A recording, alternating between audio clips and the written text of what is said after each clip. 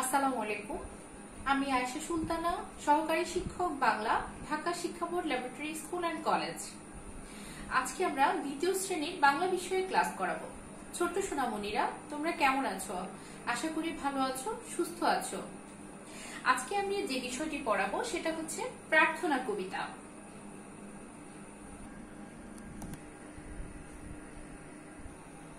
তো সোনামণিরা, তোমরা দেখে নিয়েছো আজকে আমরা কোন কবিতাটি পড়বো। আমরা যে কবিতাটি পড়বো সেটা হচ্ছে প্রার্থনা। লিখেছেন কে? সুফিয়া কামাল। তো আমরা প্রথমে একবার কবিতাটি পড়ে দিচ্ছি। প্রার্থনা, সুফিয়া কামাল। তুলি দুই হাত, করি মোনাজাত, হে রহিম রহমান, কত সুন্দর করিয়া ধরণী মোদের করেছ দান। গাছে ফুল ফল, নদী ভরা জল, পাখির কণ্ঠে গান, সকলই তোমার দান। মাতা পিতা ভাই বোন ও স্বজন, সব মানুষেরা সবাই আপন। কত মমতায় মধুর করিয়া ভরিয়া দিয়াছ প্রাণ। তাই যেন মোরা তোমারে না ভুলি, সরল সহজ সৎ পথে চলি। কত ভালো তুমি, কত ভালোবাসো, গেয়ে যায় এই গান। তো ছোট্ট সোনামণিরা, তোমরা শুনে নিলে তো কবিতাটি। এখন প্রার্থনা শব্দের অর্থ কি সেটা আমরা জানবো। প্রার্থনা শব্দের অর্থ হচ্ছে কোনো কিছু চাওয়া। তো কবি এখানে যে কথাগুলো আমাদেরকে বলতে চেয়েছেন সেটা হচ্ছে আল্লাহ পরম করুণাময়, তিনি রহমানুর রাহিম, তিনি আমাদের সৃষ্টিকর্তা। এই যে নদ নদী পাখি গাছপালা সবকিছুই তিনি সৃষ্টি করেছেন। মা বাবা ভাই বোন আত্মীয় স্বজন সবার মধ্যে মায়া মমতা দিয়েছেন। সবকিছুই আল্লাহর দান। আমরা যেন সৎ পথে চলতে পারি, মহান আল্লাহ তাআলা কাছে কবির এটাই প্রার্থনা। তাহলে সোনামণিরা, এখন আমরা এই কবিতাটি থেকে শব্দার্থগুলো জেনে নিব। আমরা এখন শব্দার্থগুলি জানবো। প্রথমে যে শব্দটি আছে সেটি হচ্ছে প্রার্থনা। আমরা লিখে নেই। প্রথম শব্দার্থটি হলো প্রার্থনা। প্রার্থনা শব্দের অর্থটি হলো, আমি এর আগেও তোমাদেরকে বলেছি, প্রার্থনা শব্দের অর্থটি হচ্ছে কোনো কিছু চাওয়া। আমরা অর্থটি লিখে নিব। কোনো কিছু চাওয়া। তাহলে ছোট্ট বন্ধুরা, কি হয়েছে? প্রার্থনা শব্দের অর্থটি হচ্ছে কোনো কিছু চাওয়া। তারপরে শব্দটি হচ্ছে রহিম, যার অর্থ হচ্ছে যার অনেক দয়া। তাহলে পরবর্তী শব্দটি হচ্ছে রহিম। এটা শব্দের অর্থ হচ্ছে যার অনেক দয়া। তাহলে সোনামণিরা, আমরা জেনে নিলাম যে রহিম শব্দের অর্থ হচ্ছে যার অনেক দয়া। রহমান, তার পরবর্তী শব্দ হচ্ছে রহমান, যেটা শব্দের অর্থ হচ্ছে করুণাময় আল্লাহ।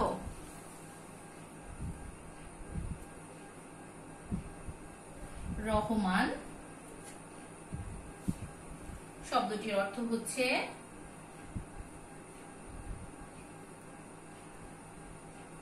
করুণাময়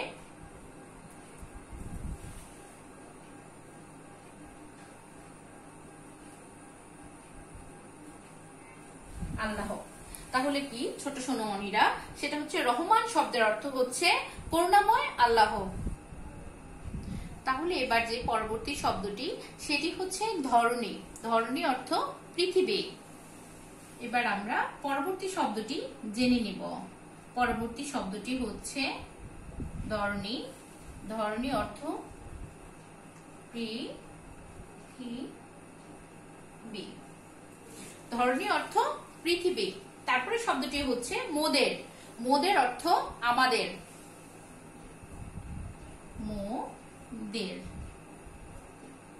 মোদের শব্দের অর্থটি হচ্ছে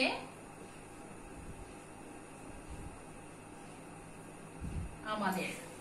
মোদের শব্দের অর্থ আমাদের। কণ্ঠ। কণ্ঠ শব্দের অর্থ হচ্ছে গলা।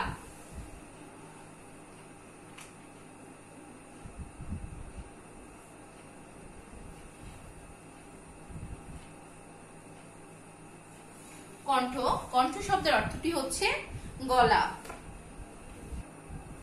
তারপরে শব্দটি হচ্ছে স্বজন, স্বজন অর্থ আপন লোক। তারপরে শব্দটি হচ্ছে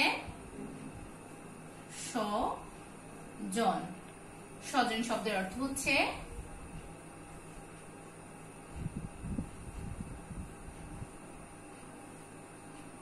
স্বজন শব্দের অর্থ হচ্ছে আপন লোক। তারপর হচ্ছে মমতা, মমতা শব্দের অর্থ হচ্ছে মায়া বা স্নেহ। তাহলে মমতা শব্দের অর্থটি হচ্ছে মায়া বা স্নেহ। তাহলে ছোট সোনামণিরা আমরা জেনে নিলাম যে মমতা শব্দের অর্থটি হচ্ছে মায়া বা স্নেহ। তারপরে হচ্ছে মধুর, মধুর শব্দের অর্থ হচ্ছে খুব মিষ্টি। তাহলে মধুর শব্দের অর্থ, মধুর শব্দের অর্থ হচ্ছে খুব, খুব মিষ্টি। শেষ শব্দটি আমাদের সেটা হচ্ছে সৎ পথে। সৎ পথ অর্থ ভালো পথ। শেষ শব্দটি হচ্ছে সৎ পথ, যার অর্থটি হচ্ছে ভালো পথ। তাহলে ছোট্ট সোনামণিরা তোমরা প্রত্যেকটা শব্দের অর্থ শিখে নিতে পারলে। এখন আমরা সব 2 নম্বর বিষয়টা দেখব, যাতে লেখা আছে ঘরের ভিতরে শব্দগুলো খালি জায়গায় বসিয়ে বাক্য তৈরি করে। তাহলে আমরা এখন কি করব? বাক্য তৈরি করব, ঠিক আছে? দ্বিতীয় যে বিষয়টি নিয়ে আমরা কথা বলবো সেটা হচ্ছে ঘরের ভিতরের শব্দগুলো খালি জায়গায় বসিয়ে বাক্য তৈরি করি। আমাদের প্রথম বাক্যটি হচ্ছে স্রষ্টার এক নাম কি হবে বলো তো তোমরা? রহিম। স্রষ্টার এক নাম হচ্ছে রহিম। আমরা শূন্যস্থানের জায়গায় শব্দটি বসিয়ে দিব। তাহলে কি হলো? স্রষ্টার এক নাম রহিম। দ্বিতীয়টি হচ্ছে আমাদের দেশ ফুলে ফলে ভরা, আমাদের ধরনী ফুলে ফলে ভরা।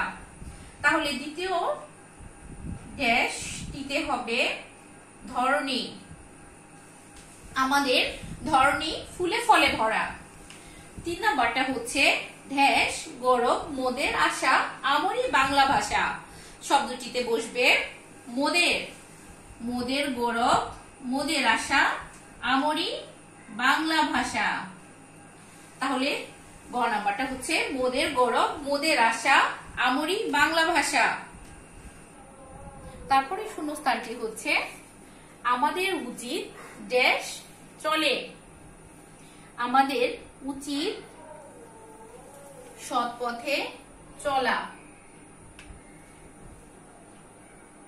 শূন্যস্থানে হবে সৎ পথে। তাহলে কি? আমাদের উচিত সৎ পথে চলা। তারপর এটা হচ্ছে তিনি সুরেলা দেশ গান গাইছেন। শূন্যস্থানে কি হবে? সুরেলা কণ্ঠে।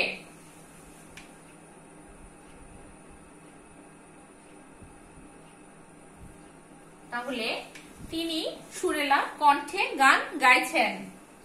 তারপর এটি হচ্ছে মায়ের দেশ তুলনা হয় না। কি হবে শূন্যস্থানে? মায়ের মমতার তুলনা হয় না। তাহলে আমরা লিখে ফেলি, শূন্যস্থানে বসবে মমতার, মায়ের মমতার তুলনা হয় না। তার পরবর্তী শব্দটি হচ্ছে স্রষ্টার আরেক নাম। শব্দ বা দেশ চিহ্নতে যেটা বসবে সেটা হচ্ছে রহমান। তাহলে কি হবে? স্রষ্টার আরেক নাম রহমান, রহমান।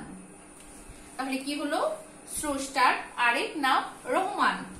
তারপর এটা হচ্ছে কোকিল দেশ সুরে গান গায়। কোকিল মধুর সুরে গান গায়। কোন সুরে গান খায়? কোকিল মধুর সুরে গান গায়। তারপর এটি হচ্ছে তিনি ভোরে উঠে ধ্যাস করেন। কি করেন? প্রার্থনা করেন। তাহলে কি হবে ছোট সোনামণিরা? প্রার্থনা করেন। কি হয়েছে? তিনি ভোরে উঠে প্রার্থনা করেন। হ্যাঁ, তারপরে যেটা আমরা শিখবো সেটা হচ্ছে যুক্ত বর্ণ। যুক্ত বর্ণগুলো চিনে নেই যুক্ত বর্ণ দিয়ে তৈরি করা নতুন শব্দ পড়ে। তাহলে আমাদের আজকে যে দুটি যুক্ত বর্ণ পেয়েছি আমরা সেটা হচ্ছে কণ্ঠ এবং স্বজন। প্রথম শব্দটি হচ্ছে কণ্ঠ, এখানে যুক্ত বর্ণটি হচ্ছে এটা, যেটা হচ্ছে মূর্ধন্য যোগ ঠ। যেমন এটা ভাঙলে আমরা যেটা পাবো সেটা হচ্ছে মূর্ধন্য যোগ ঠ। ঠিক আছে, তো সোনামণিরা এটা দিয়ে আমরা দুটি নতুন শব্দ যোগ করব, নতুন শব্দ তৈরি করব। কি করতে পারি আমরা? প্রথম শব্দটি বলতে পারি সেটা হচ্ছে যে কুণ্ঠিত। কোন শব্দটি পাবো আমরা? কুণ্ঠিত। তাহলে আমরা ওটা লিখে ফেলি, কুণ্ঠিত।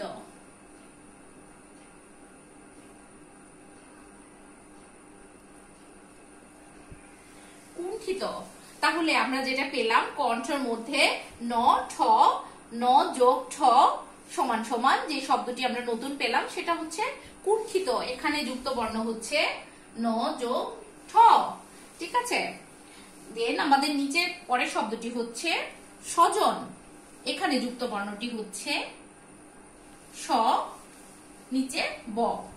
তাহলে যুক্ত বর্ণটি আমরা লিখে নিচ্ছি স ব, যেটা ভাঙলে হচ্ছে স যোগ ব। সেটা আমরা নতুন একটা শব্দ লিখতে পারি, সেটা হচ্ছে স্বাদ। ঠিক আছে, নতুন শব্দটি হচ্ছে স্বাদ। এখানে যুক্ত বর্ণটি হচ্ছে স যোগ ব। তাহলে আমরা যুক্ত বর্ণগুলিকে আরো একবার দেখে নিচ্ছি। প্রথম যুক্ত বর্ণটি হচ্ছে কণ্ঠ, যেটা মূর্ধন্য সাথে ঠ যোগ হয়েছে, তাতে আমরা নতুন শব্দ যেটা পেয়েছি সেটা হচ্ছে কুণ্ঠিত। এছাড়াও আমরা যে শব্দগুলি বলতে পারি সেটা হচ্ছে গুণ্ঠিত, লণ্ঠন ইত্যাদি আর অনেক শব্দ।